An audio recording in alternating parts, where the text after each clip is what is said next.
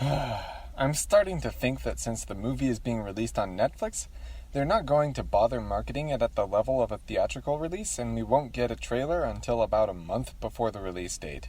However, with the latest merchandise updates, there is a lot of new information to unpack. Now, there were other things revealed since my last G5 video, like new images, their cutie marks, and the fact that Hitch is a sheriff, but I finally feel like we have enough information to justify another video. So, the big news that came with the book images they released is this. Princess Zip wishes she could fly, but since the magic disappeared, the royal family uses wires to pretend. So that's big, because I was holding out for a different interpretation of that line in the synopsis. As I've said before, friendship is literally magic, so a loss of friendship is a loss of magic. However, it seems everyone else was right, and the magic is well and truly gone. But these two sentences reveal more than that. Zip is a princess. I'm not surprised, considering her sister is a princess. The royal family using wires to pretend to fly is an interesting touch of world building. And of course, Zip wishing she could fly introduces a major conflict for the character. Since she and Pip are depicted flying in the animations, we can only assume that by the end of the movie the magic has been restored, which could also explain the sporadically appearing cutie marks. But I'm dodging the really big issue here. Pegasi can't fly. I did not expect them to carry over this world-building tidbit, but I like it. It maintains continuity, it makes more sense from a physics perspective, and it's nice because now both Pegasi and unicorns have lost their big things. Earlier I was worried that unicorns were just going to get nerfed. I was not super excited about the idea of magic disappearing from Equestria because G4 was much more compelling for its fantasy setting.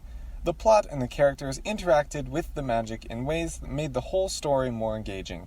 However, disregarding the probability of the magic being restored by the end of the movie, I am still not convinced that the magic is truly gone from Equestria. Why? Simple. Flying Pomeranian. If the Pegasi can't fly, why can the Pomeranian? Along with that, in an earlier merchandise release, we got images of tortoises, alligators, cats, dogs, and bunnies with horns. These are the pets of the main six minus an owl, but the interesting thing to me is why have animals with horns? Can they do magic with those horns? It seemed hugely superfluous to me to give animals horns if they can't use them. Between that and the flying Pomeranian, I'm wondering if only the ponies lost their magic. Check out this line from the synopsis. The pony world of Equestria has lost its magic. What if only the ponies lost their magic? That could extend to other races like the changelings and hippogriffs, but what if the world as a whole still contains magic? What if animals have magic? What if magical places still exist, like the mirror pool? Of course, this brings up the question of why would only the ponies lose their magic? And of course, the answer is friendship. Friendship is literally magic, so if the ponies mess up bad enough and lose the friendships in their lives, could the magic disappear from their lives as well? Friendliness is one of the defining aspects of pony culture, as evidenced by how other races like the dragons and griffins react to ponies. Maybe all along the ponies have been using friendship magic for everything from unicorn magic to Pegasus flight to cutie marks. This is a fascinating idea. The world would still be fantasy, but creatures that once had magic would now have to deal without it in a world that is still partially magical. That could involve some really unique world building. I can't think of anything that has a similar lore. And of course, the magic could be restored by the end of the movie, but pony society would still reflect the many years where they had to get along without magic. This could also make Zip a much more complex character. If the magic is restored, she won't start out as the greatest flyer in history since she didn't grow up doing it. I suspect that she could never fly as well as Rainbow Dash since RD was practicing since she was tiny. This could also give Zip a motivation in the movie.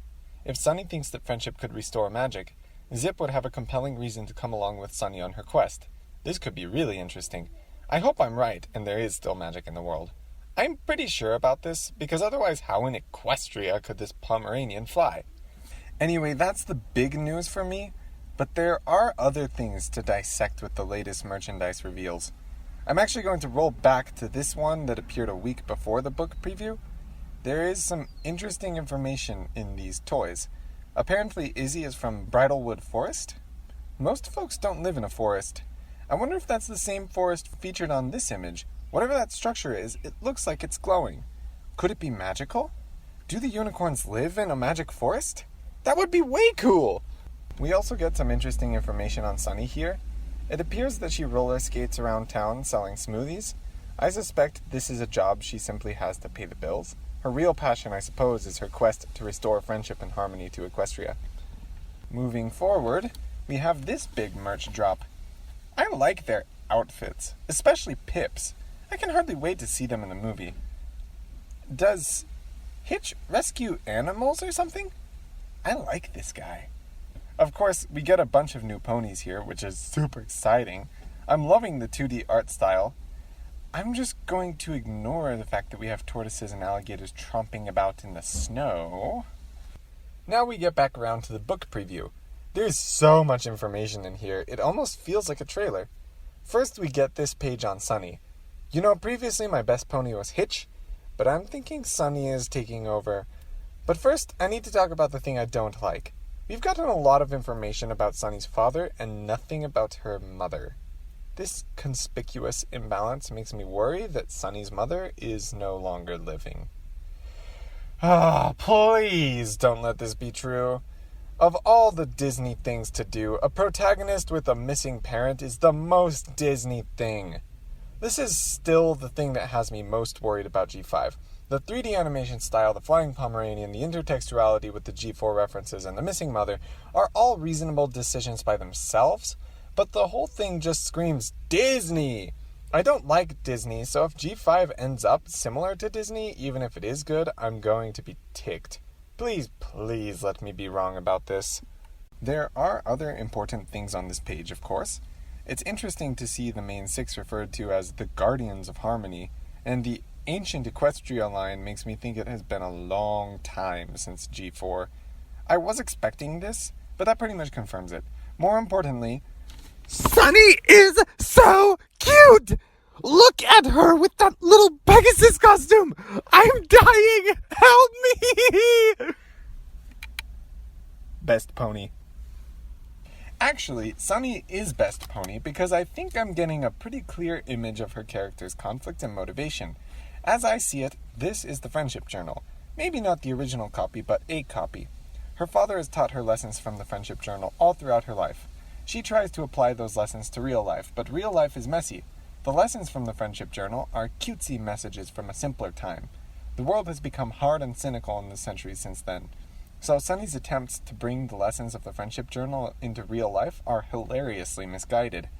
She's trying to use fun songs and cutesy friendship lessons to solve problems way bigger than her. She truly is a brony, bringing the optimistic lessons of friendship is magic to a world that simply doesn't understand. If I'm seeing this right, I like this character. I can see this being genuinely funny and kind of meta as she preaches the lessons we've all learned since our childhoods to grown ponies who are too wrapped up in their own problems to understand her. I can see both the world changing as she brings friendship and magic back into Equestria, and her character growing as she comes to understand that some problems are more complicated than a sticker or a motivational poster. Let's see, what else do we have? I love Hitch's expression in this picture. What am I looking at? I already talked about Zip. I'll just add, I feel so sorry for her. This bit with the wires just makes me sad. She has wings, but they aren't good for anything. It's Scootaloo all over again! And of course, she's a cool royal rebel with plenty of attitude. Hopefully she's more than just a walking stereotype, but that conflict with the flying means she's already a multidimensional character, so I think we're good. Pip sounds plenty interesting to me. Being both royalty and a pop star should make for a fun character. Now we know they are twin sisters. I should have seen that coming with their names. Hitch is a sheriff, which is cool. If he's the sheriff of Maritime Bay, I suppose Maritime Bay is a rather small town. This is new information. All of these characters sound interesting to me. I think Sunny is winning as best pony right now simply because I know more about her than any of the others. It's still any pony's game at this point. Seriously, the more I learn about the G5 movie, the more fascinated I am. I think they've put a lot of thought into this movie. Even if it isn't perfect, which, let's be honest, even G4 wasn't perfect, it will be sincere, I think. Hasbro, you have me intrigued. Oh no. Can we please be consistent about the pony vernacular this time? They don't have hands!